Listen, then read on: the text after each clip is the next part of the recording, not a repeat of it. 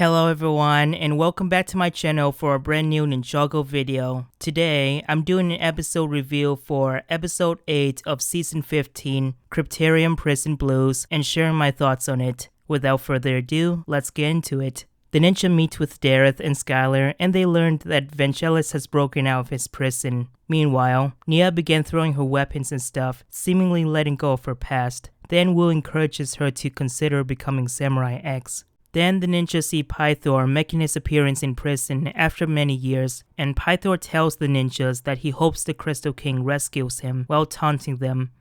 This eventually happens when the Crystal King comes for Pythor and breaks him out. The ninja tried to stop him but failed, and they were taken back to prison.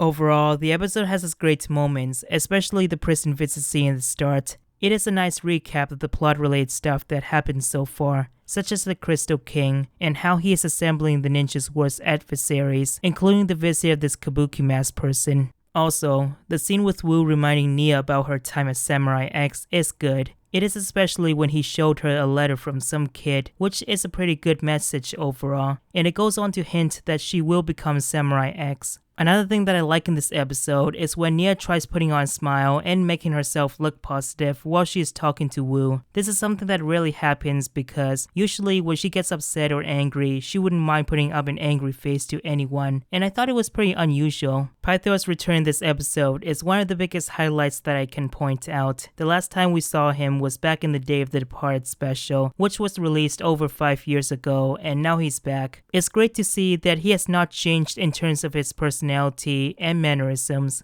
Right now, I'm hoping that Pythor will finally have a permanent conclusion, since it seemed to me that he's been alive for too long now. I hope he dies at the end because Pythor is proving to be extremely irredeemable, and the time has come for him to go.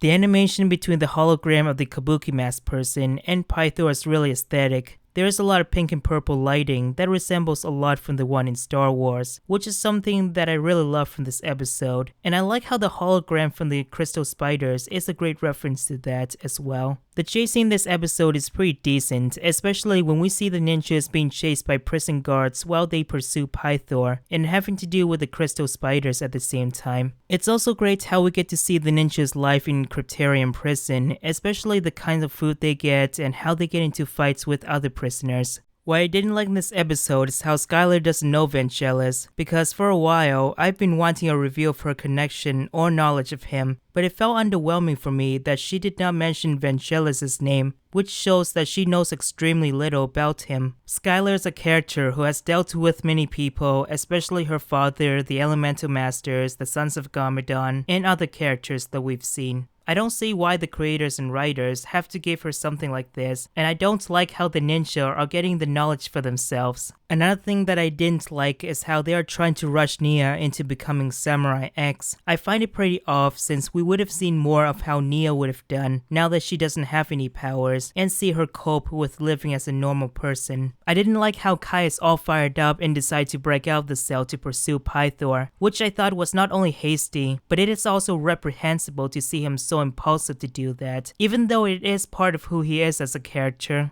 Because earlier, Lloyd tells Kai that they would only be breaking more laws if they were to do that, but he just did it anyways and Pythor managed to escape, which is the same thing as the previous episode, when Lloyd pursues the kabuki mask person. Why bother do that in the first place?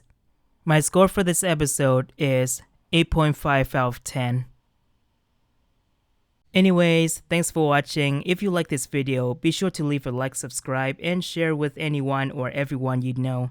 In the description, you'll find a link to my Twitter account, and you can leave your thoughts in the comments section. Once again, thank you so much for watching, and I'll see you next time. Goodbye, everyone.